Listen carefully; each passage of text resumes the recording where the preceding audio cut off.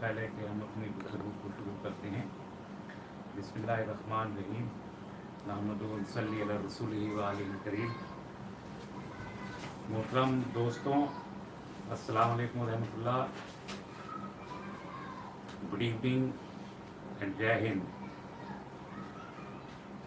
आज 5 अगस्त है। आप लोगों को अच्छे से मालूम है, सारा दिन आप लोग टेलीविज़न पर रहे हैं, मुख्तलिफ ज़राए से आपको ख़बर भी मिलती रही है। आज 5 अगस्त को मैं आज़ाद हिंदुस्तान की तारीख़ का सबसे ज़्यादा काला दिन मानता हूँ।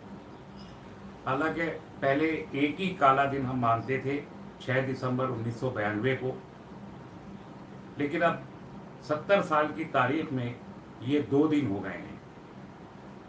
6 दिसंबर 1992 इसलिए काला दिन था कि उस दिन इस मुल्क के अक्सरियती तबके के खुद को लीडर कहने वाले, पूरे अक्सरियती तबके की बात नहीं करता, वो लोग जो खुद को अक्सरियती तबके का लीडर कहते हैं, उन लोगों ने कॉन्स्टिट्यूशन का मजाक उड़ाते हुए, उसकी धज्जियाँ उड़ाते हुए, मुल्क के 1000 साल तारीख पर को ठेंगा दिखाते हुए जुल्म और ताकत की बुनियाद पर एक मस्जिद को शहीद किया।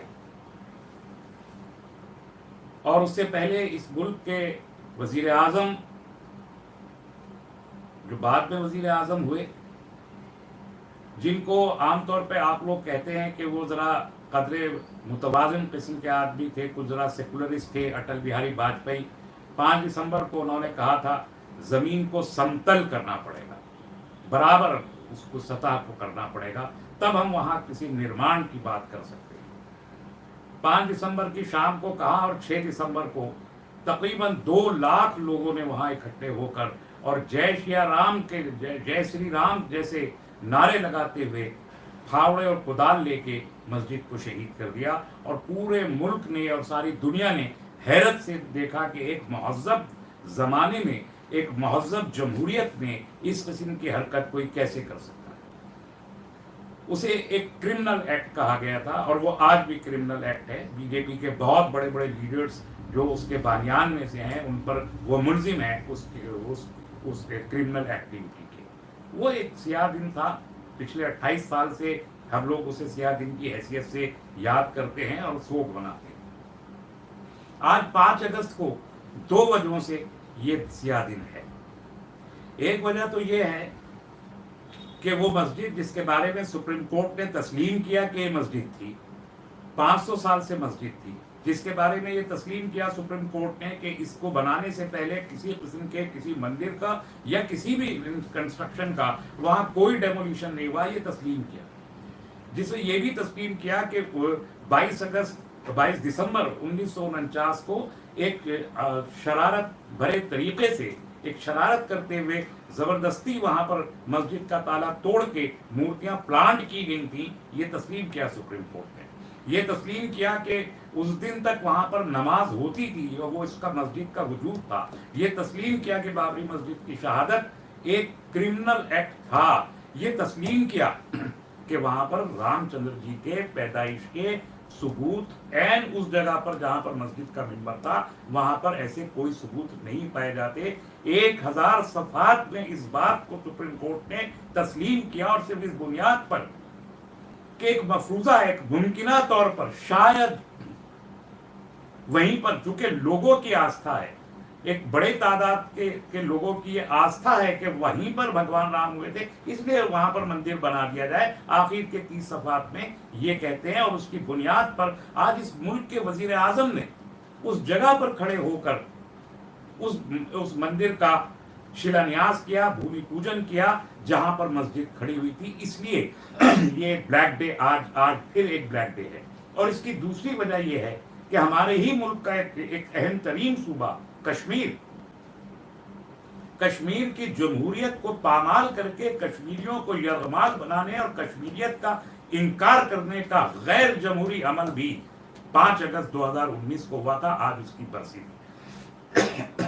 हमारा जमहूरी अमल 5 अगस्त 2019 کو بھی متاثر ہوا اور آج 5 اگست 2020 کو بھی. تو جب تک کہ انصاف قائم نہیں ہو جاتا, مسجد اپنی جگہ قائم نہیں ہو جاتی, اور جب تک کشمیر کے لوگوں کو ان کا حق خود ارادیت مل نہیں جاتا, تب تک یہ ملک میں یہ 5 اگست کی تاریخ ایک سیاہ دن کے طور پر ہمیشہ منائی جاتی رہے گی. اور آج سے ہم اس کا آغاز کر رہے ہیں, اور جب تک یہ انصاف نہیں ملتا, آپ کو میں یقین دلاتا ہوں کہ ہم اسے بلیک ڈے کے طور پر اس وقت تک مناتے ہی رہیں گے جب تک کہ یہ انصاف قائم نہیں ہوتا.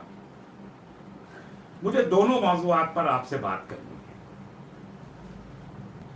بابری مسجد کے معاملے میں بھی اور کشمیر کے معاملے میں. بہرحال 5 اگست کا جو دن آج منتخب کیا گیا ہے رام مندر کی شیلانیاس کے لیے, اس کی وجہ تو کشمیری ہے. اتر پردیش کے چیف منسٹر نے بھی کہا آج کہ کوئی مہورت نہیں نکالا گیا, پنڈتوں نے کوئی مہورت نہیں نکالا اس کا. بہت سارے پنڈتوں نے کہا کہ یہ دن شبھ نہیں ہے شیلانیاس کے لیے. کچھ پنڈتوں نے کہا کہ ہاں ہے, تو شبھ ہے یا اشبھ ہے, یہ مہورت ہے یا نہیں ہے, یہ تو میرا آؤٹ لک نہیں ہے, یہ پنڈت جانے اور یوگی جانے اور مودی جانے. لیکن 5 اگست کی تاریخ پرائم منسٹر آفس سے یو پی ایڈمنسٹریشن کو دی گئی. تو سوال یہ پیدا ہوتا ہے کہ 5 اگست ہی کیوں؟ ظاہر ہے کہ 5 اگست اس لیے کہ کشمیر میں جو ظلم کشمیریوں کے اوپر ہوا, آج جب اس کی یادگار بنائی جانی تھی, تمام دنیا شاید بات کرتی کشمیر کے اس ظلم کے خلاف, اور کشمیریوں پر ہونے والے اس غیر جمہوری عمل کے خلاف ساری دنیا بات کرتی, پورا ملک بات کرتا, ملک کے تمام طبقات بات کرتے.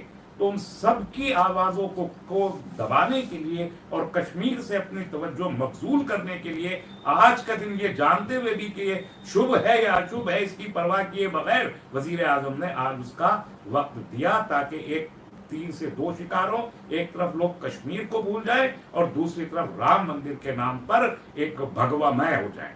پورا ملک کو میڈیا کے ذریعے اور ٹیلی ویژن چینلز کے ذریعے سے سیفرونائز کر کے چاروں طرف رام کتھا کا آغاز کیا جا سکے. یہ دونوں مقاصد حاصل کرنے کے لیے 5 اگست کی تاریخ انہوں نے مقرر کی تھی. اور یہ بات اگر وہ یہ سمجھتا ہے کوئی کہ دنیا یہ بات نہیں سمجھتی, تو غلط فہمی ہے. یہ غلط فہمی نکال دینی چاہیے. یہ بات ہم بہت اچھے طریقے سے سمجھتے ہیں.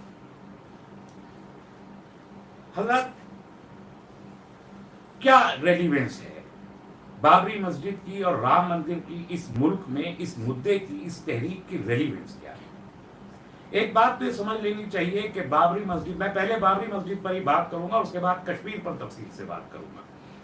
بابری مسجد کسی مذہبی آستھا کا نام نہیں ہے. یہ موومنٹ, آج وزیر اعظم نے جو تقریر کی ہے, بہت ساری غلطیاں اس تقریر میں, ان کا میں ذکر کروں گا. میں صاف طور پر کہتا ہوں کہ یہ ایک سیاسی موومنٹ تھا. اس کے ذریعے ملک میں سیاست کی گئی. یہ آستھا کا مدعا نہیں ہے, یہ دھرم کا مدعا نہیں ہے, یہ تاریخ کا مدعا نہیں ہے, یہ ثقافت کا مدعا نہیں ہے. یہ صرف ایک آستھا کے نام پر اقتدار حاصل کرنے کی جو کوشش پچھلے 1989 اور 90 سے لے کے آج تک کی جاتی رہی, یہ اس کا حصہ ہے. اور آپ دیکھ رہے ہیں پچھلے 2 دن سے جو بحث اس ملک میں چل رہی ہے, اور بحث میں جو ٹرن لیا ہے, وہ بہت خاص ہے.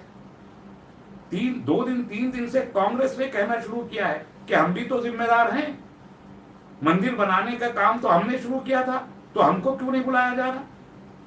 آج ٹویٹ کر کے اکھلیش یادو نے بھی کہا کہ ہم بھی تو رام والے ہیں, ہمیں کیوں نظر انداز کیا جا رہا. مایاوتی نے کہا کہ کسی دلت کو وہاں پر نہیں بلایا گیا, تو ہمارا بھی حصہ داری تھی. شرد پوار نے کہا کہ ہم تو مندر کے مخالف نہیں ہیں. گویا سب چاہتے ہیں کہ اپنا اپنا حصہ وہ حاصل کریں, اور سارا کا سارا کریڈٹ اکیلے بھارتیہ جنتا پارٹی ہندو ووٹ کا لیے چلی جا رہی ہے. تو پورا پولیٹیکل مدعا ہے. اور جس طریقے سے کانگریس بی جے پی تو اس مدعے کو لے کے اقتدار تک پہنچ گئی, اور جب کبھی اسے اقتدار میں آنے کی ضرورت پیش آئے گی, اس کے پاس کاشی اور متھرا کا مدعا موجود ہے, جس کا اعلان آج بھی کیا گیا ہے, زور سے کیا گیا ہے کہ ابھی اور مدعے باقی ہیں. تو اس پورے معاملے میں جو سیاست کا آغاز ہے, وہ تو دراصل کانگریس نے کر دیا تھا.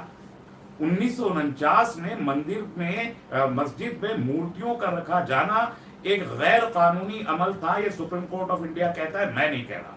اور یہ अमल किसने किया? ये कांग्रेस के लोगों ने किया। शिलान्यास किसने करवाया? ताला किसने खुलवाया? और किसके जमाने में किसकी साजिश से मस्जिद को शहीद किया गया? ये सब जानते हैं कि कांग्रेस के नरसिम्हा राव उस वक्त वजीर आजम थे, वो पूरे तौर पर सब चीज देख रहे थे, समझ रहे थे। कांग्रेस इसमें बराबर की शरीक रही। आज उसे क्रेडिट नहीं मिल रहा तो उनका मसला है। और मैंने एक जुमला कोट किया अभी अटल बिहारी वाजपेयी साहब का 5 दिसंबर 1992 का, एक दूसरा जुमला मैं फिर अब यहाँ पर जब शिलान्यास करवा दिया तो 86 में इन्हीं अटल बिहारी वाजपेयी साहब ने कहा कि हिंदू कार्ड खेलने का इल्जाम हम भारतीय जनता पार्टी वालों के ऊपर लगाया जाता है और कार्ड खेल रही है कांग्रेस, ये हम नहीं होने देंगे, ये नहीं होने देंगे। और ये कहने के बाद उन्होंने वीएचपी को आगे किया, वीएचपी ने राम मंदिर का मूवमेंट उठाया और उसके बाद 1989 के पालनपुर के इजलास में भारतीय जनता पार्टी ने इसे बाकायदा अपने एजेंडा में शामिल किया और 1989 से लेके अभी 2019 के लोकसभा हर एक लोकसभा इलेक्शन के मैनिफेस्टो में और हर असेंबली इलेक्शन के मैनिफेस्टो में ये वादा रहा है कि हम वहां पर राम मंदिर बनाएंगे। तो ये पॉलिटिकल मुद्दा है, इसका आस्था से कोई ताल्लुक नहीं है और ये मुद्दा आज खत्म नहीं हुआ है। ये तय है कि मुद्दा जो है वो इक़्तिदार के लिए हमेशा इक़्तिदार हासिल करने के लिए इस मुद्दे का इस्तेमाल किया जाएगा। ये इसका पॉलिटिकल एस्पेक्ट है। दूसरा इसका एस्पेक्ट ये है कि एक बात आपको समझनी पड़ेगी कि ये मुल्क तकसीम हुआ था 2 कौमी नजरिए की बुनियाद पर और हमने उस 2 कौमी नजरिए को रिजेक्ट किया था, हमने खारिज कर दिया था और इस बुनियाद पर कि हमने 2 कौमी नजरिए को खारिज किया था, आज इस मुल्क में हम हैं और दुनिया की सेकंड लार्जेस्ट मुस्लिम पॉपुलेशन की हैसियत से आज हम इस मुल्क में रहते हैं, इसलिए कि हमने 2 कौमी नजरिए को खारिज किया था। लेकिन पिछले 30 साल का जो मूवमेंट है 1990 से लेके और आज 2020 तक 30 साल का मूवमेंट उसी 2 कौमी नजरिए की परवरिश करता रहा है जिसे हमने खारिज किया था। तो जिसे हमने 1947 में खारिज किया था 2020 में भी हम उसे कबूल नहीं कर सकते, इसलिए कि वो इस मुल्क के मफाद में नहीं है, इस मुल्क के 137 करोड़ लोगों के मफाद में नहीं है। लेकिन इस बुनियाद पर 2 कौमी नजरिए की परवरिश की गई और आज ये उसका कल्मिनेटिंग पॉइंट है।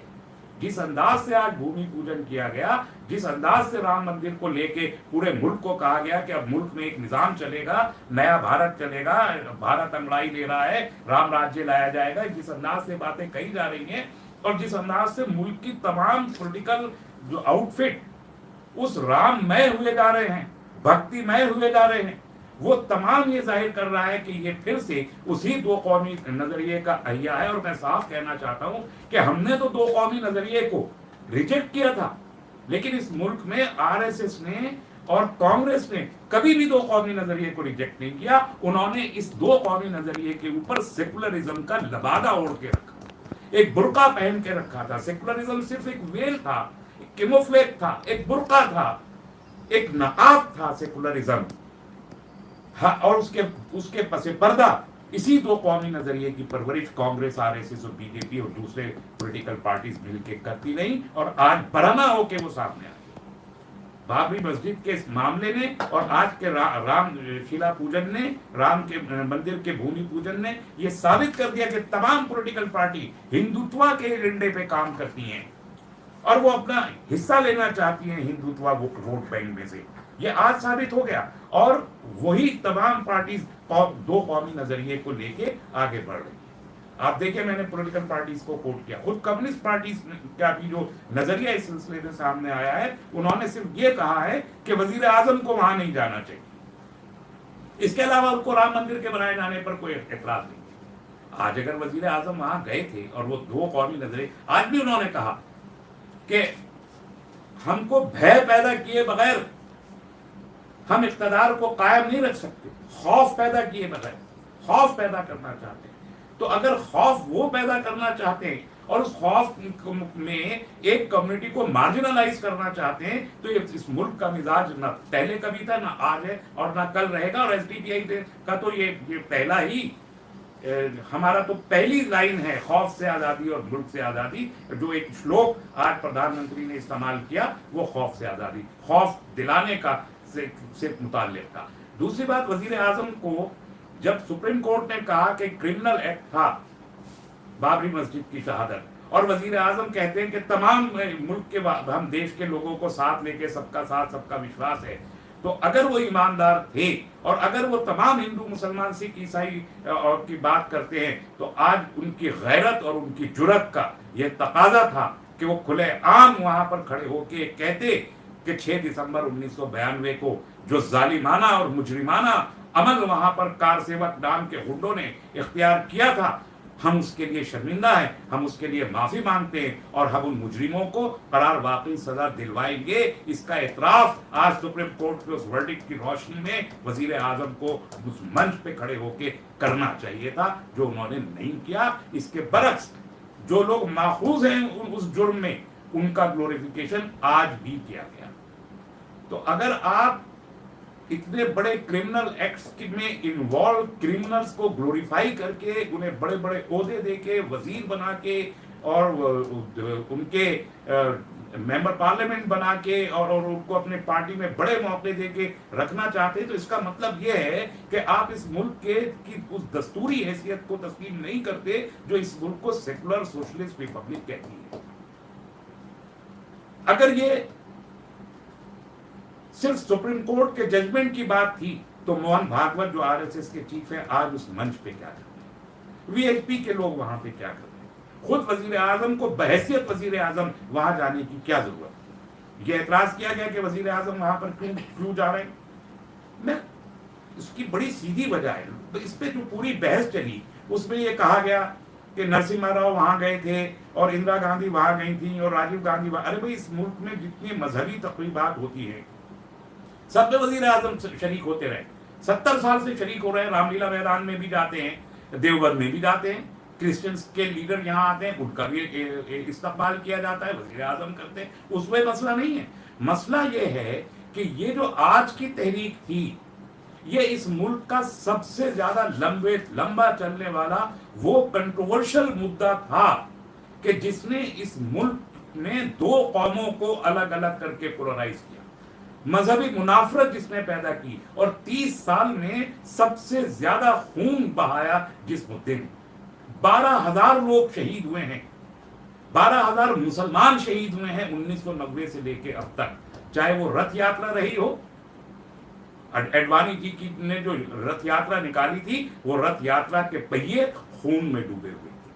پھر بابری مسجد کی شہادت کے بعد جو فسادات ہوئے، ہزاروں لوگ اس میں مارے گئے. گجرات کے فسادات، ہزاروں لوگ اس میں مارے گئے. کتنے موقع ہیں کہ ہزاروں لوگ ایک ایک مرتبہ میں مارے گئے، سب بابری مسجد اور رام مندر کے نام پہ. 12,000 مسلمان شہید ہوئے اس ملک میں.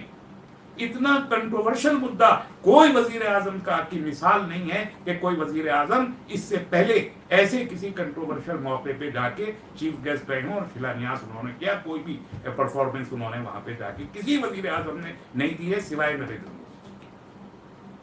سومناتھ سے کہا، جب سے تشبیہ دی گئی کہ سومناتھ کے مندر کے شلانیاس میں بھی ملک کے صدر جمہوریہ گئے تھے، ڈاکٹر راجندر پرساد صاحب گئے تھے، لیکن سومناتھ کو بابری مسجد سے آپ اکویٹ نہیں کر سکتے. سومناتھ کے بارے میں یہ کہا جاتا ہے کہ محمود غزنوی وہاں آئے تھے اور محمود غزنوی نے وہاں پر مندر کو شہید کر دیا تھا. غلط ہے. مندر اس وقت تو یہ 1000 سال ہو گئے، تقریباً 1054 میں محمود غزنوی سومناتھ آئے تھے، اور آئے نہیں تھے، بلائے گئے تھے. خطوط موجود ہیں. بشمبر ناتھ پانڈے کی کتاب اورنگزیب عالمگیر پڑھ کے دیکھیے، اس میں خطوط کی کاپی موجود ہے جس میں سومناتھ کے لوگوں نے محمود غزنوی کو خط لکھ کے بلایا، اور وہ وہاں پر جو ظلم ہو رہا تھا وہاں کے عوام پہ، ہندوؤں پہ، آستھا کے نام پر ہندوؤں کا جو ایکسپلائٹیشن سومناتھ میں کیا جا رہا تھا، اس کے خلاف سومناتھ کے ہندوؤں نے خط لکھ کے غزنوی کو بلایا کہ ہم کو مصیبت سے نجات دلائیے، ہم کو انصاف دلائیے. چھوٹا سا لکڑی کا مندر تھا جس کے باہر لکشمی جی کی مورتی 2 پہاڑوں کو مقناطیس سے مقناطیسی کشش کے ذریعے کھڑی کر رکھی تھی، اور ایک تلوار مار کے محمود غزنوی نے اس مقناطیسی کشش کو دور کیا، مندر گر پڑا. اگر سومناتھ کو لوٹنے کے لیے آنا ہوتا ہے، مسجدیں بنانا ہوتا، سومناتھ کو مندر سے مسجد میں کنورٹ نہیں کیا. سومناتھ طاقتور تھا، محمود غزنوی طاقتور تھا، وہ ایک فوج لے کے آیا تھا. وہ اگر چاہتا اس کو مسجد میں کنورٹ کرنا، کوئی روک نہیں سکتا تھا اس کو ایک لمحے کے لیے بھی. یہ کوئی تاریخ نہیں ملتی ہے. تقریباً یہ 1400 سال کی ایک تاریخ ہے سومناتھ کی، جو مختلف ادوار میں ایک مرتبہ کی یہ تاریخ نہیں ہے کہ سومناتھ کو مندر میں مسجد میں کنورٹ کیا. کسی نے نہیں کیا. اس کا رینوویشن ہونا تھا، وہ رینوویشن کے لیے 1991 میں گئے. تو آج آپ کہہ رہے ہیں کہ سومناتھ میں چونکہ صدر جمہوریہ گئے تھے اس لیے یہاں بھی جانا. کوئی کنٹروورسی نہیں تھی 1951 میں سومناتھ کے اوپر. تو اگر صدر جمہوریہ چلے گئے تو کوئی حرج نہیں تھا اس وقت ان کو چلا جانا. لیکن آج جس جگہ پہ جا کے انہوں نے شیلا نیاز کیا، اس کے میں ایک مسجد کا ملبہ ہے. وہ مسجد کے ملبے کے اوپر کھڑے ہو کے رام چندر جی جیسے عظیم الشان بھگوان کے مندر کی تعمیر کر کے آپ بھگوان رام چندر جی کی آدر کو نرادر میں بدل رہے ہیں، ان کی بے عزتی کر رہے ہیں، اور اس کے لیے وزیر اعظم جا رہے ہیں. تو اگر آپ سومناتھ کی مثال دے ہی رہے ہیں تو پھر صدر جمہوریہ ہند کو آپ نے آج کیوں نہیں بلایا؟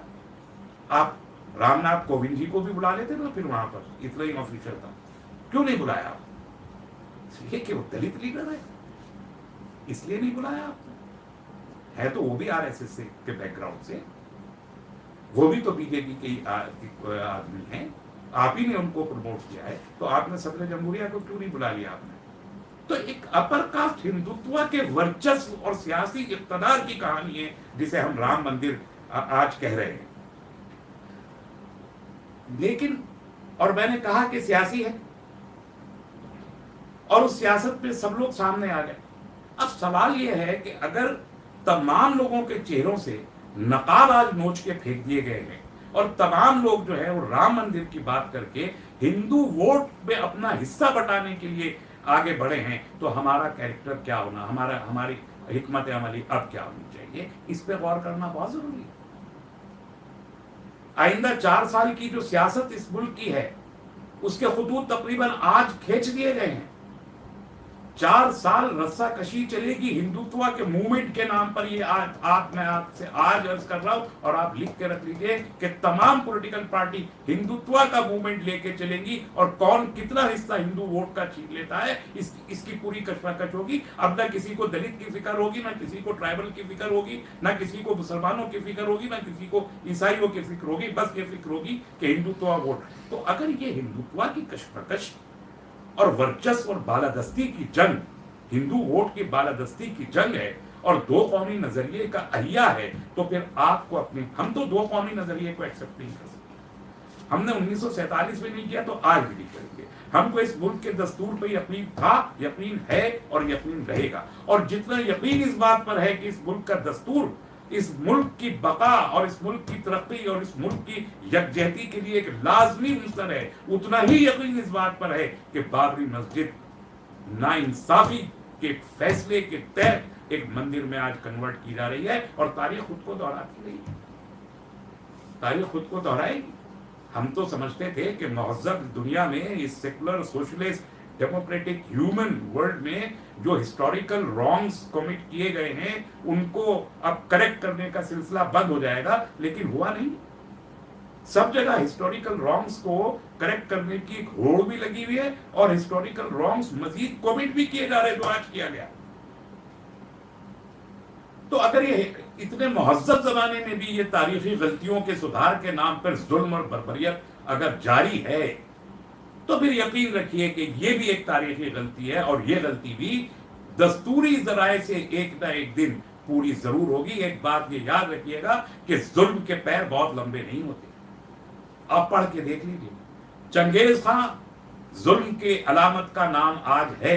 کتنا لمبا عرصہ ہے بھائی، 100 سال میں چنگیز، منگول، تاتاری سب نمٹ گئے، 100 سال میں نمٹ گئے، اور ایک گالی کی حیثیت میں آج جانے جاتے. ہٹلر کی کتنی عمر رہی بھائی؟ 30 سال. 30 سال میں ہٹلر آیا بھی، چھایا بھی اور چلا بھی گیا، اور ہٹلر کا نام آج گالی ہے. ظلم کی عمر طویل نہیں ہو سکتی، اور ظلم جب ختم ہوتا ہے تو انصاف نافذ ہوتا ہے. सुप्रीम कोर्ट का जो फैसला है जिसकी बुनियाद पर आज मंदिर बनाया जा रहा है, 1045 पेज के इस सफे में से 1000 सफों पे मस्जिद के सबूत मौजूद हैं, 1000 पेज पे, और सिर्फ 30 आखिर के पेज में आस्था के नाम पर मंदिर देने की बात है। ये एक तारीखी गलती है और अदलिया की भी गलती है। तमाम लोगों ने क्रिटिसाइज किया है, आलमी मुल्क के अंदर भी मुल्क के बाहर भी इस फैसले को क्रिटिसिज्म किया गया। तो ये अगर एक हिस्टोरिकल रॉन्ग आज एक कमिट किया गया है तो ये करेक्शन, यही सुप्रीम कोर्ट का वर्डिक्ट, यही वर्डिक्ट के जरिए ये करेक्ट होगा, ये मैं आपसे कहता हूं। मैं ताकत की बात नहीं करता, ये जो आज है ताकत का मुजाहरा, ताकत का मुजाहरा किया गया था 6 दिसंबर 1992 को, और ताकत का मुजाहरा किया गया है 5 अगस्त 2020 को। ताकत के बल पर ताकत जो जुल्म किए जाते हैं उनकी कोई उम्र कभी नहीं होती। तो ये हजारों साल की इंसानी तारीख इस बात की शाहिद है कि उसकी कोई उम्र नहीं होती। मोहब्बत और इंसाफ के साथ जो चीजें चलती हैं उनकी उम्र होती है। बहरहाल ये नहीं भूलना चाहिए कि 700 साल इस मुल्क पर अगर हम लोगों ने हुकूमत की तो किसी जुल्म की बुनियाद पे नहीं की, मंदिरों को तोड़ के नहीं की, हिंदू भाइयों के जिनेब काट के नहीं की, झूठी तारीख रकम करके नहीं की, मोहब्बत की बुनियाद पे की। अगर ये मोहब्बत की बुनियाद पर ना होती, ये बराबरी की बुनियाद पर ना होती, ये इंसाफ की बुनियाद पर ना होती, तो हमारी उम्र भी, यहाँ पर तलवार लिए हुए लोग 7 साल 8 साल 10 साल से ज्यादा उम्र नहीं रखते। तलवारें कुंद हो जाया करती हैं, मोहब्बत की उम्र तवील होती है। हम मोहब्बत कर रहे थे 700 साल, ये 10,000 साल का मुल्क है। भारत 10,000 साल का मुल्क है। 10,000 साल की इस मुल्क में जिन लोगों ने भारत का इतिहास पढ़ा है, पढ़ के देखें। किसी एक कम्युनिटी का, किसी एक तबके का मुझे नाम बता दीजिए जिसने 70 साल भी हुकूमत की हो। किसी ने नहीं की है, किसी ने नहीं की है।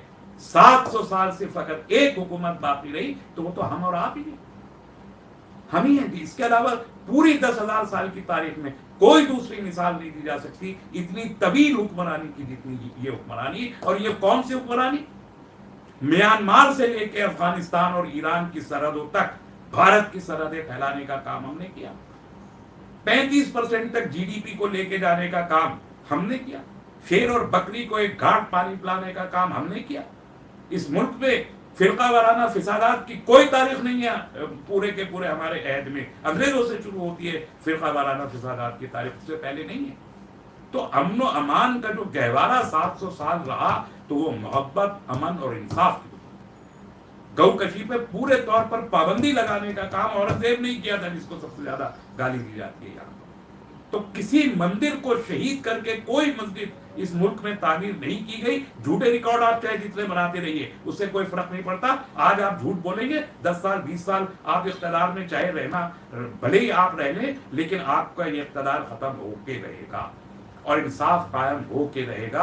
और इंसाफ उसी दस्तूरी तरीके से कायम होगा जिसे हमने अडॉप्ट किया था 26 जनवरी 1950 को। बहैसियत भारतीय थे, बहैसियत एक इंडियन के, we the people of India, हमने उसको एक्सेप्ट किया था। और उस हैसियत में और इस बुनियाद पर हम कहते हैं कि बाबरी मस्जिद वहां पर मौजूद थी, बाबरी मस्जिद है और बाबरी मस्जिद रहेगी, चाहे जितना बड़ा मंदिर वहां पर।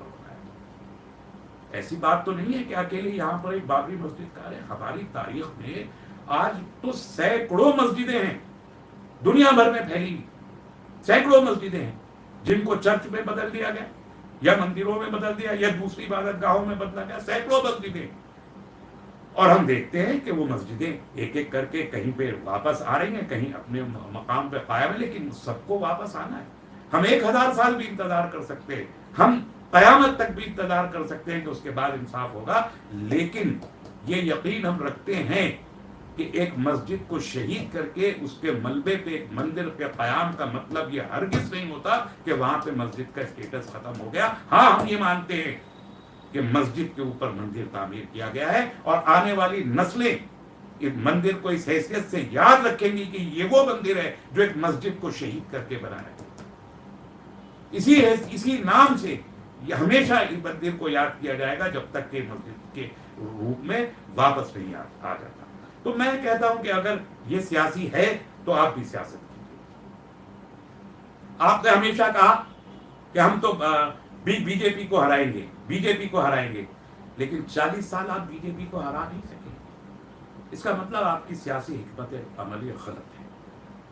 خاص طور پر پچھلے 30 سال میں بی جے پی کے کا قیام 1980 میں ہوتا ہے. 1990 سے وہ تک وہ 2 ممبران پارلیمنٹ کی پارٹی تھی، 2 صرف. اور 1980 کے بعد جب 1990 کے بعد جب یہ موومنٹ کیا تو آج وہ ایبسولوٹ پاور میں. یہ صاف ظاہر کرتا ہے کہ ایک سیاسی موومنٹ ہے.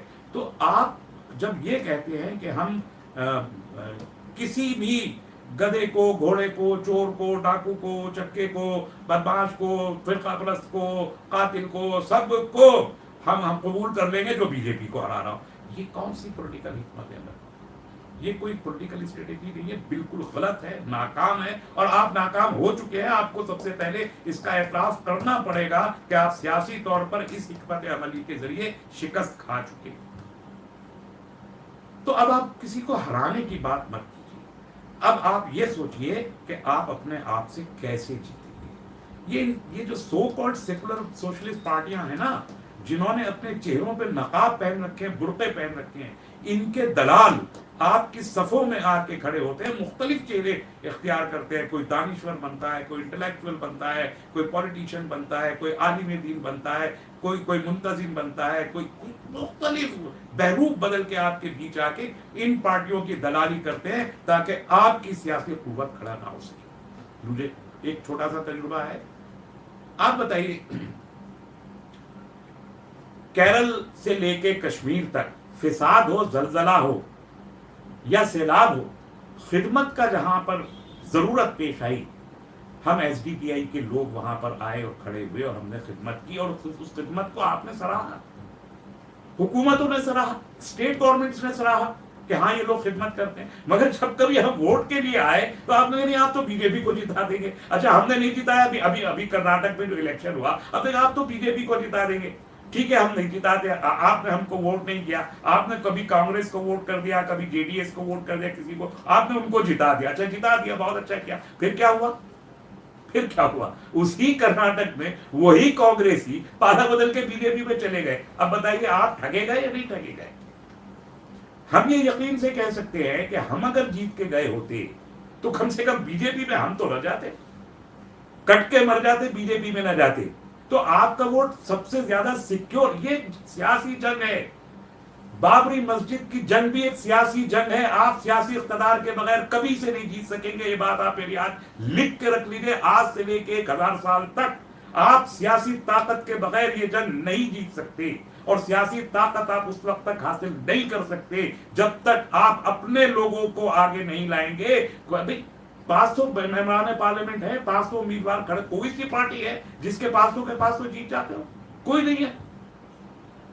آج بی جے پی کے 500 ممبران پارلیمنٹ کے کینڈیڈیٹ کھڑے ہوتے ہیں، آج 300 ان کے پاس، 200 تو ان کے بھی ہارے. کانگریس تو 500 سیٹ پہ کھڑا کرے، 450 تو ان کے بھی ہار گئے. آپ کو کیا تکلیف ہے؟ اور بی جے پی تو جیت ہی رہی ہے. میں آپ سے یقین سے کہتا ہوں کہ آپ اگر ووٹ کرتے ہیں. اور اب کیا بہار سب سے آگے ٹیسٹ ہے. بہار کا ٹیسٹ سب سے پہلے آپ کے سامنے اگلے 2 مہینے میں انتخاب ہونے والا. بڑھیے آگے اور دیکھیے آپ کم سے کم اپنے 20-25 لوگ جتا کے اپنے بینر سے، اپنے جھنڈے سے لے جا کے اسمبلی ہال میں بٹھا سکتے ہیں. یوگ بدل دیں گے، سیاست کا یوگ بدل دیں گے. وہ جو بیلنسنگ پاور اسمبلی ہاؤس کے اندر اور پارلیمنٹ ہاؤس کے اندر بیٹھتی ہے، وہ اپنی ٹرمز ڈکٹیٹ کرتی ہے. وہ کہتی ہے کہ مندر کہاں بنے گا اور مسجد کہاں بنے گا. آپ سڑک پہ کھڑے ہو کے بولتے رہیے، کوئی فرق نہیں پڑتا. تو عزیزان محترم، یہ اگر سیاسی جنگ ہے تو آپ کو سیاسی طریقے سے لڑنی پڑے گی. افسوس کی مجھے تو افسوس نہیں ہے. مجھے افسوس اس لیے نہیں ہے کہ مجھے تاریخی شواہد پہ بھروسہ ہے. مجھے معلوم ہے کہ یہ ظلم ہے اور یہ ظلم ختم ہوگا، کیونکہ ظلم کی عمر نہیں ہوگی. اور مجھے اس بات کا یقین ہے کہ اس ملک کے پسماندہ طبقات، غریب لوگ اور مارجنلائز لوگ اگر متحد ہو کے آگے سامنے کھڑے ہو گئے تو اقتدار آپ کے ہاتھ میں ہے. اور اقتدار آپ کے ہاتھ میں اگر ہے تو آپ انصاف قائم کرنے، انتقام نہیں، انصاف قائم کرنے کی جدوجہد آپ کو کرنی پڑے گی. اس ملک میں ناانصافیاں بہت ہیں. میں گنوا نہیں سکتا, بہت لمبی گفتگو ہو جائے گی کتنی ناانصافیاں ہیں, لیکن انصاف کی توقع یہ ملک اگر آئندہ کسی سے کر سکتا ہے تو وہ آپ ہیں, اور آپ سے بی جے پی کو جتانے میں ہرانے میں لگے ہوئے. یہ سیاست نہیں ہے. سیاست یہ ہے کہ آپ حکمت عملی یہ بنائیں کہ آپ کیسے جیتیں گے, آپ کی پارٹیاں کون ہیں, آپ کے لیڈرز کون ہیں, ان کو پہچانیے, ان کے ہاتھ مضبوط کیجیے, ان کو طاقت دیجیے, ان کو مورل سپورٹ دیجیے, ان کے بیک پہ کھڑے ہوئیے, جو آج بولنے کی جرات رکھتے ہیں, جو آج باطل کے ساتھ آنکھ سے آنکھ ملا کے گفتگو کرنے کا جذبہ, ہنر, جرات رکھتے ہیں, وہ آپ کے لیڈر ہیں. بڑے آگے ان کو لگائیے اپنے گلے سے, بنیے ان کی ریڑھ کی ہڈی, پہنچائیے ان کو ہاؤسز میں, طاقت دیجیے ان کی زبانوں کو, ان کی آوازوں کو. دیکھیے آپ کا مقدر بدلتا ہے یا نہیں بدلتا. سیاست کے بغیر, حکمرانی کے بغیر, اقتدار کے بغیر کوئی ترقی ممکن نہیں ہے. نہ تعلیمی ترقی, نہ معاشی ترقی, نہ اقتصادی ترقی, نہ سماجی ترقی. اقتدار کے بغیر کبھی پوری نہیں ہوتی. جو لوگ آپ سے کہتے ہیں کہ امن کی خاطر, انصاف کے خاطر اقتدار سے دور رہو, 70 سال دیکھ لیا, غلط تجزیہ تھا. ہم کو معلوم تاریخ کا تجزیہ ہے اور ہمیں اس کا علم ہے کہ حالات کو وہ بدلتے ہیں جو اقتدار میں بیٹھے ہوتے ہیں, چاہے چھوٹا سا اقتدار ہو, ایک گاؤں کے پردھان کا ہو, چاہے ملک کے وزیر اعظم کا ہو. اقتدار جب ہوتا ہے تب حالات بدلے جاتے ہیں. قوت نافذہ اگر آپ کے اندر نہیں ہے تو آپ کوئی تبدیلی نہیں لا سکتے. اور یہ وجہ ہے کہ آپ دیکھتے ہیں کہ نبی کریم صلی اللہ علیہ وسلم 13 سال جدوجہد مکہ میں کرتے, نتائج مدینہ میں آ کے پیدا کرتے ہیں. جب آپ ایک حکومت قائم کر لیتے, جب آپ اس پوزیشن میں ہوتے ہیں کہ آپ وہاں کی آبادی کے ساتھ ایک معاہدہ کر سکے, جب آپ ایک ریاست قائم کر لیتے اور اس ریاست کے صدر ہو جاتے, تب وہاں سے تبدیلی آنا شروع ہوتی ہے. آپ کیسے کہہ رہے ہیں کہ آپ سیاست اور اقتدار سے دور رہیں گے اور آپ چیزوں کو آپ بدل لیں گے؟ نہیں بدل سکتے. اقتدار کی طرف بڑھیے. آج 5 اگست کا یہ میسج ہے آپ کے پاس کہ اقتدار کی طرف بڑھیے. یہ ایک ایشو. دوسرا ایشو, اب میں کشمیر پہ آتا ہوں. 5 اگست 2019 ایک عجیب و غریب واقعہ ہوا.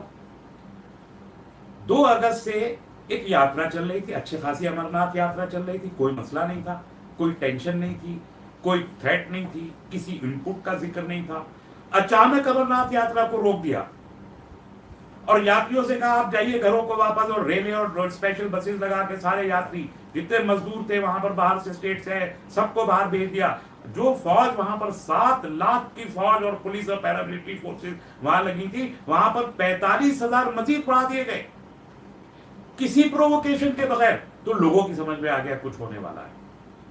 5 اگست کو تمام پولیٹیکل لیڈرشپ کو جیل میں ڈال دیا. اچھی تھی بری تھی میں اس میں نہیں جاتا, چاہے نیشنل کانفرنس تھی, چاہے پی ڈی پی تھی, چاہے کانگریس تھی, جتنے اپوزیشن کے لوگ تھے سینکڑوں ہزاروں لوگوں کو اٹھا کے جیل میں بند کر دیا گیا. کرفیو لگا دیے گئے, موبائل فون بند کر دیے گئے, بجلی بند کر دی گئی, محصور کر دیا سب لوگوں کو. اور یہ سب کرنے کے بعد کسی کو نہیں پتا اس ملک میں کیا ہونے والا ہے. جمعے کو یہ سب کچھ ہوتا ہے, ہفتے کی چھٹی ہے, اتوار کی چھٹی ہے, پیر کو پارلیمنٹ کا اجلاس ہوتا ہے.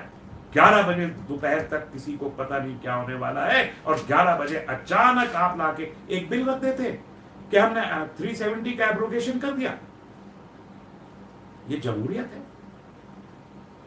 جو اسٹیک ہولڈرز ہیں, جو نمائندے ہیں, جو سیاسی لوگ ہیں, جو صاحبان اقتدار ہیں, اب اپوزیشن ہو سکتی ہے, جمہوریت ہے تو ایک اپوزیشن ہے, آپ کی رائے سے اختلاف کرنے والے لوگ ہو سکتے ہیں, تحریک چلانے والے لوگ ہو سکتے ہیں, سب ہو سکتے ہیں, لیکن آپ پولیٹیکل, سوشل, انٹلیکچوئل تمام لیڈرشپ کی زبانوں پر تالا لگا کے جیل کے پیچھے ڈال دیں, پارلیمنٹ کو کانفیڈنس میں نہ لیں, اسمبلی کو کانفیڈنس میں نہ لیں, اور سب کے اوپر تالا بندی کر کے سینے پہ پیر رکھ کے آپ کھڑے ہو جائیں اور بل پیش کر دیں اور کہیں ابھی پاس کرو اس کو.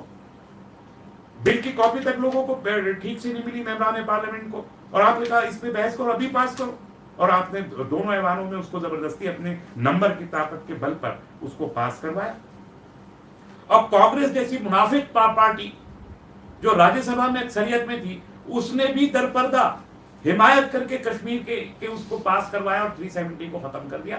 370 ایک برج تھا, آرٹیکل 370 ایک برج تھا کشمیر اور ہندوستان کے بیچ, ایک معاہدہ تھا. وہ ایک پوری تاریخی بحث ہے, میں اس میں نہیں جاتا ابھی, وہ ایک معاہدہ تھا, اس معاہدے کی روح سے کشمیر ہمارا اٹوٹ انگ تھا, اور اس کی وجہ سے یہ ایشو انٹرنیشنلائز کبھی نہیں ہوا. اب جب آپ نے ایبروگیٹ کر دیا تو ایبروگیٹ کر کے کیا ہوا؟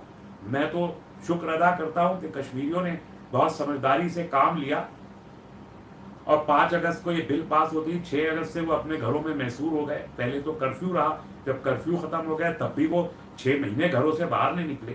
اگر کہیں خدا نہ خواستہ وہ گھروں سے باہر نکلے ہوتے تو فلسطین تو اسی دن بن جاتا, اسی دن فلسطین بن جاتا. 50,000 مرتے, 1 لاکھ مرتے. اتنی لمبی فوج, یعنی ہندوستان کی فوج اور پیراملٹری فورسز 12 لاکھ کی کل ہے, 7 لاکھ اکیلے کشمیر میں ہیں.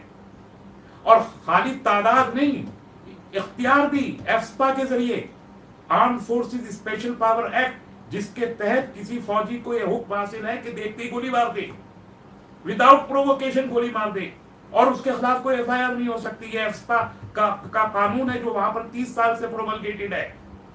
اتنے اختیارات اور اتنی بڑی فوج, اگر کشمیری اس غیر جمہوری عمل کے خلاف 5 اگست اور 6 اگست 2019 کو سڑک پہ نکل آتا تو تصور کر سکتے ہیں کیا ہوتا. شاید حکومت جو فسطائی ٹولہ ہے وہ بھی یہی چاہتا ہوں کہ ہزاروں کی تعداد میں کشمیریوں کا قتل کر دیا جائے. وہ کشمیریوں نے امن کا مظاہرہ کیا, اس کے باوجود جمہوریت میں یقین رکھنا. ان کو غصہ آیا اور انہوں نے احتجاج یہ کیا کہ انہوں نے سیلف امپوزڈ کرفیو کی صورت میں وہ اندر رہے. اس کے باوجود ان کے اوپر ظلم ہوتے رہے. جو رپورٹس ہیں, بی بی سی کی رپورٹ اور دوسری نیوز جو انٹرنیشنل نیوز ایجنسیز ہیں, وہ جس طریقے سے بھی اندر گئی وہ تو جان ہی نہیں دیا. ہم جیسے لوگوں کو, اس ملک کے بڑے بڑے پولیٹیشینز کو, مین اسٹریم پولیٹیکل پارٹیز کے جو لوگ تھے ان کو نہیں جانے دیا اس وقت کشمیر میں, کسی کو نہیں جانے دیا. یعنی آپ نے سیاسی آوازیں تو بند کی تھی, میڈیا کی بھی آوازیں بند کر دی, سب کو. اگر آپ ٹھیک کر رہے تھے, سمپل سی بات ہے, اگر آپ کا قدم ٹھیک تھا, اگر آپ جمہوری تھا, اگر کانسٹیٹیوشنل تھا, اگر آپ کو کوئی خوف نہیں تھا, تو اتنا سب کچھ کرنے کی کہ سنگینوں کے سائے میں غیر جمہوری طریقے سے ایک بل کو پاس کروانے کی ضرورت کیا تھی؟ اور کیا خوف تھا کہ آپ میڈیا کو جانے نہیں دینا چاہتے؟ اس کے باوجود بھی جو لوگ گئے, بی بی سی جیسے ادارے اور جو ایف بی آئی کے جو لوگ تھے فیڈرل پریس کے, انہوں نے دکھایا کہ آرمی کے لوگوں کو کتنے لامحدود اختیارات تھے کہ انہوں نے بند لوگوں کے اوپر بھی ان کے گھروں میں گھس گھس کے کس طریقے سے ظلم اور بربریت کی داستانیں وہاں سے سامنے آئی ہیں. رونگٹے کھڑے ہوتے ہیں. کیوں کیا جا رہا تھا, اور آج بھی کیوں کیا جا رہا تھا؟ ہم نے اس وقت بھی کہا تھا کشمیری مین اسٹیک ہولڈر ہیں. 1 کروڑ کشمیر کے عوام اور 80 لاکھ کے قریب جو سری نگر کے عوام ہیں خصوصاً, اور 1 کروڑ کی جو وہ آبادی ہے, وہ مین اسٹیک ہولڈر. جمہوریت کا کیا مطلب ہے؟ آزادی کا کیا مطلب ہے؟ سوورنٹی کا کیا مطلب ہے؟ اس کا سیدھا مطلب یہ ہے کہ اگر میرے بارے میں کوئی فیصلہ کیا جا رہا ہے تو میری رائے بھی تو پوچھیے نا. اگر آپ میری رائے پوچھ لیں اور پھر مجھے کنوینس کر کے ایک فیصلہ کرے تو کوئی حرج نہیں ہے. لیکن آپ نہ صرف یہ کہ میری رائے نہیں لینا چاہتے, بلکہ میرے حلق میں آپ بندوق اور سنگین بھی رکھ دینا چاہتے ہیں. اس کا مطلب کہ آپ غیر جمہوری اور غیر منصفانہ عمل سے کام لے رہے ہیں. یہ بہت سیدھی سی بات ہے. اور وہی آپ نے کیا, اور اس لیے وہاں پر اختلاف ہے, اور اس لیے آپ نے وہاں پر 80 لاکھ لوگوں پر 7 لاکھ کی فوج لگا کے رکھی. تو آپ کشمیریوں کی رائے اگر نہیں لیں گے, ہم نے یہ کہا کشمیری اگر 370 کے ایبروگیشن سے خوش ہیں تو ہمیں کوئی پرابلم نہیں, لیکن اگر وہ خوش نہیں ہے تو اس ملک کے تمام انصاف پسند اور سوشلسٹ لوگ کشمیریوں کے ساتھ کھڑے. کشمیری کے بغیر کشمیر کا کوئی تصور نہیں ہے. واجپئی جی نے کہا تھا نا, جمہوریت, کشمیریت, انسانیت. تو جمہوریت تک ختم ہونے کی داستان تو میں نے آپ کو سنا دی. کیا ہوا؟ کشمیریت کا عالم یہ ہے کہ آپ ڈیموگرافی کو چینج کرنا چاہتے ہیں. ابھی پچھلے 1 سال کے اندر اندر آپ نے تمام اختیارات جو لوکل گورنمنٹ کے ہو سکتے ہیں وہ تمام سلب کر دی. آپ نے 5 لاکھ کے قریب لوگوں کو وہاں شہریت دے دی ہے. کیوں دے دی بھائی؟ کہ ڈبل شہریت چلے گی اس ملک میں. بھائی جو ہندوستان کا شہری وہ ہندوستان کا شہری ہے.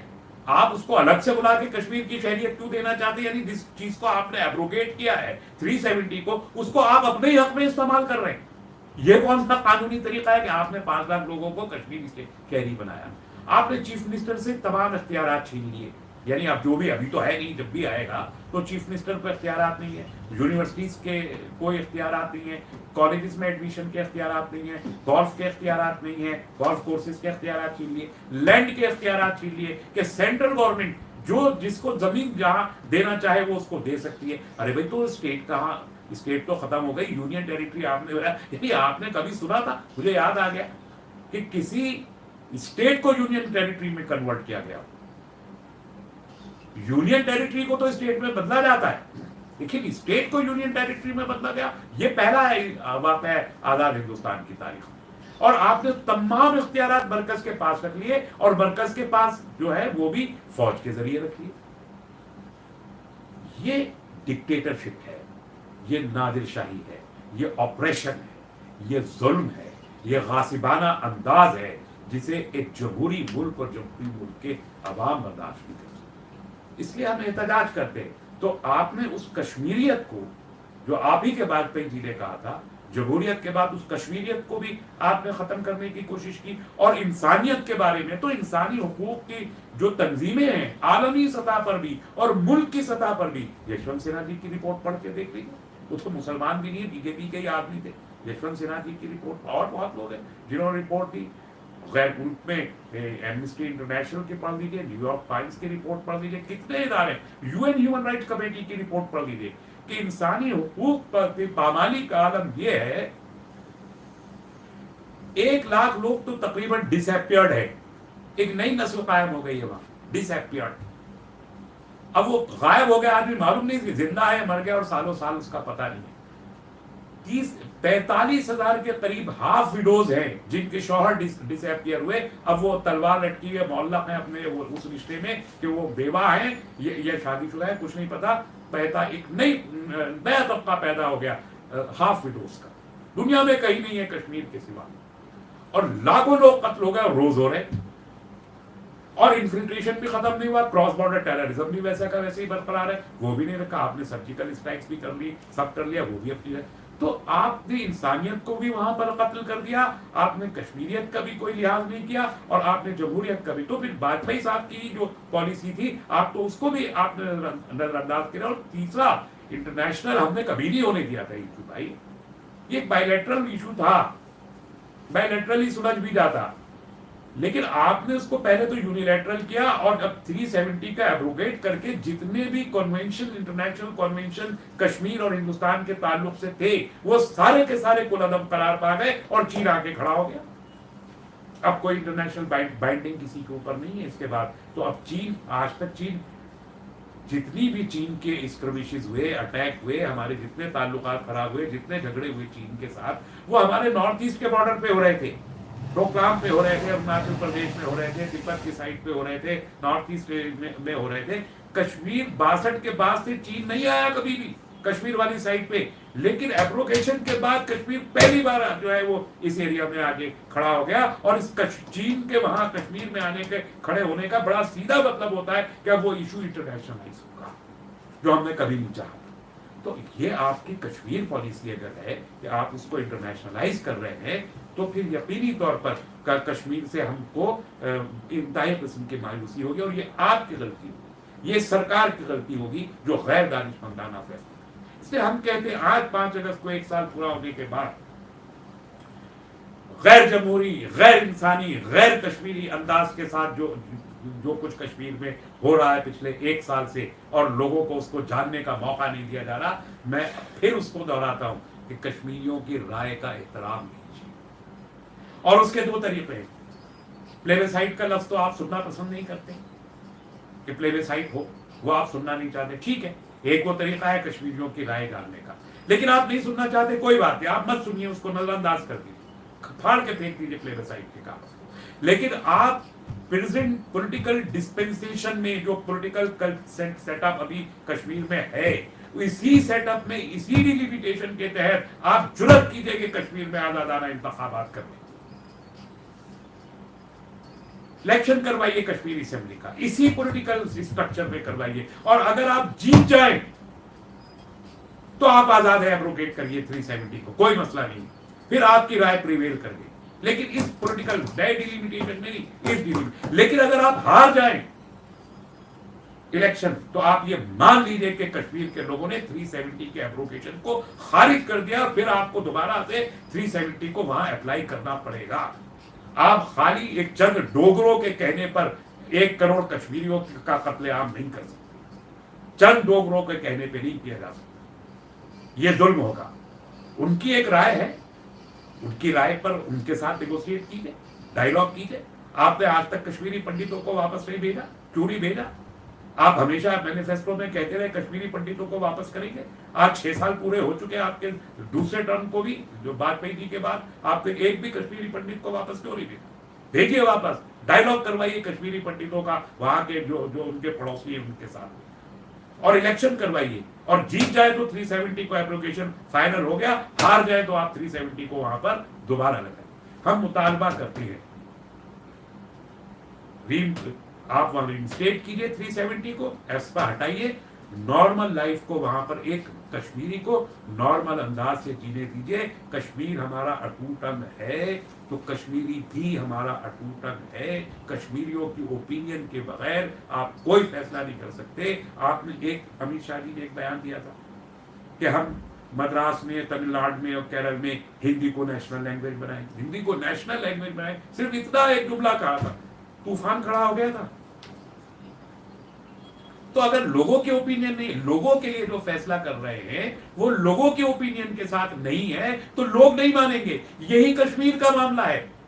آپ اگر ہندی کو یہاں نیشنل لینگویج نہیں بنا سکتے لوگوں کے اوپینین کے بغیر, تو آپ کشمیر سے 370 کو لوگوں کے اوپینین کے بغیر کیسے اپروپریٹ کر سکتے؟ تو آپ ایک پولیٹیکل ون, آپ اپنے طاقت, آپ اپنی قوت کا, اپنی سیاسی قوت کا ناجائز استعمال مت کیجیے. یہی مائٹ آپ نے بابری مسجد کے معاملے میں اور رام مندر کے معاملے میں دکھایا ہے, یہی مائٹ آپ کشمیر کے معاملے میں دکھانے کی کوشش کر رہے ہیں. تو نہ تو یہ مائٹ یہاں کامیاب ہوگا, نہ وہ مائٹ وہاں کامیاب ہوگا, دونوں جگہ کامیاب نہیں ہو سکتا. میں آج پورے یقین کے ساتھ کہتا ہوں کہ مائٹ کامیاب نہیں ہوگا. یہ 2 سال 4 سال 5 سال 10 سال دشمنی کا سفر, 1 قدم 2 قدم تم بھی تھک جاؤ گے, ہم بھی تھک جائیں گے. براہ کرم جمہوریت کو جمہوریت کے طریقے سے چلنے دیجیے. لوگوں کے آپسی بھائی چارے کو مت توڑیے, اس فرقہ واریت کی فضا کو مت بنائیے. اس فرقہ واریت سے آپ چند دن اقتدار تو قائم میں رہ سکتے ہیں, آپ اس ملک کو امن نہیں دے سکتے. ہم کو بہت سارے کام کرنے ہیں. ابھی بہت سی اس ملک میں ترقی کے مراحل, آزادی کے جو ثمرات ہیں ابھی نہیں ملے ہیں پورے ملک. ابھی تو ہماری سڑکیں بھی پوری نہیں ہیں, ابھی تو پینے کا پانی لوگوں کے پاس نہیں ہے, ابھی تو بجلی پوری نہیں مل رہی ہے, ابھی تو انڈسٹری پوری نہیں آئی, ابھی تو ہمارا BPL بلو پاورٹی لائن ختم نہیں ہوا, ابھی تو ہمارے ٹرائبل کو ایک نارمل انسانی زندگی نہیں ملی, ابھی تو ہمارے دلت برادران جو ہے SC ST وہ مین اسٹریم میں نہیں آئے جو ہمارا 1950 میں ہمارا ہدف تھا. ابھی تو بہت سارے کام کرنے باقی ہے میرے محترم. میں مودی جی آپ اقتدار میں رہیے, آپ کے اقتدار سے کوئی مسئلہ نہیں ہے. امت شاہ جی آپ اقتدار انجوائے کیجیے, ہر ہندوستانی کو یہ حق ہے کہ وہ اقتدار تک پہنچنے کی کوشش کیجیے. میں نفرت کی بنیاد پر, محبت اور کانسٹیٹیوشن کی بنیاد پر چلیں گے تو میں آپ سے کہتا ہوں 50 سال آپ کو کوئی ہٹا نہیں سکتا. یہ نفرت اور غیر دستوری انداز سے چلیں گے تو آپ کی عمر نہیں ہے. میں نہیں چاہتا کہ اس ملک میں کل کوئی یہ کہے کہ ایک ہٹلر ہندوستان میں نہیں پیدا. ہٹلر بہت خراب نام ہے, گالی ہے, ہٹلر گالی ہے. ہم نہیں چاہتے یہ آپ کے ساتھ میں اس قسم کا کوئی نام جڑے. براہ کرم اس ملک کے دستور کا ویسے ہی احترام کیجیے جس طرح آپ پہلے دن جب پارلیمنٹ میں داخل ہو رہے تھے تو آپ نے اسے دستور کا مندر کہہ کر وہاں سجدہ کیا تھا. آپ اس دستور کے اس احترام کو اسی طرح اپنے دل میں رکھیے اور دستوری طور پر حکومت چلائیے. لوگ آپ کے پیروں میں پڑیں گے, پڑ جائیں گے. لیکن ادھ بھکتوں سے نہیں کام چلے گا, یہ جھوٹے ہیں. ہم ہیں بھکت بھارت کے, ہم بھکت ہیں. ہم جانتے ہیں کہ دیش میں کیسے لوگوں کے درمیان محبت پھیلا کے جیا جا سکتا ہے.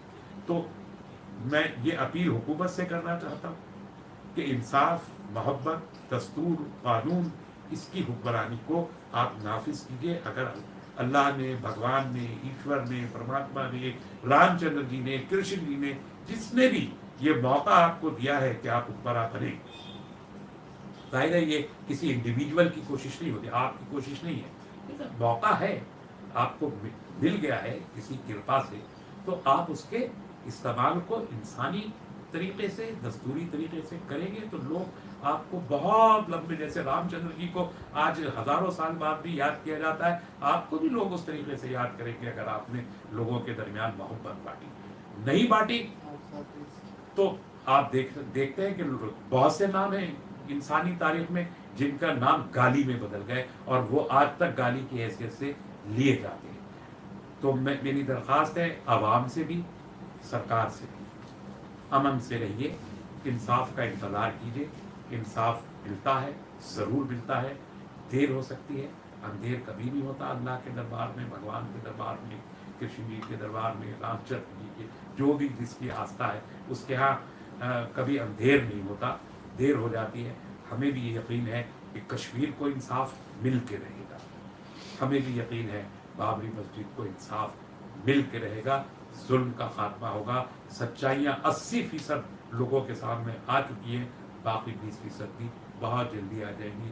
بہت بہت شکریہ، آپ سینکڑوں لوگ جو میرے ساتھ جڑے ہیں، آپ کی محبت ہے، آپ کا پیار ہے، میں چاہتا ہوں اس پیغام کو آپ بھی مزید لوگوں تک بھی پہنچائیں تاکہ اور لوگ اسے سنیں۔ آپ کے مشورے میں پڑھ نہیں سکا چونکہ میرے پاس سسٹم ایسا نہیں ہے کہ میں پڑھ پاتا، آپ کے کامنٹس تو بہت آ رہے ہیں لیکن میں پڑھ نہیں پایا، ایک تو میری نظر کمزور ہے اور دور سے مجھے سامنے میں نہیں آ رہا، دوسرے فیس بک کا کوئی ایسا سسٹم ہے کہ میں پڑھ نہیں پایا، لیکن میں نے جو پڑھوں گا میں آپ کے جوابات اس پہ ضرور دوں گا انشاءاللہ۔ آپ سے میری درخواست ہے آپ میرے لیے بھی دعا کیجیے، میں بھی پرامن اور باامن شہری کی حیثیت میں محفوظ رہوں اس ملک میں، اور اس ملک کے لیے بھی دعا کیجیے، کشمیر کے لیے بھی دعا کیجیے، بابری مسجد کے لیے بھی دعا کیجیے، امن و امان کے لیے بھی دعا کیجیے، کورونا کے ختم ہو، یہ مصیبت ہم سے ٹلے، اس کے لیے بھی دعا کیجیے، ہم ایک بار پھر ایک صحت مند معاشرے میں، صحت مند فضا میں، صحت کے ساتھ ہم سب 137 کروڑ بھارتیہ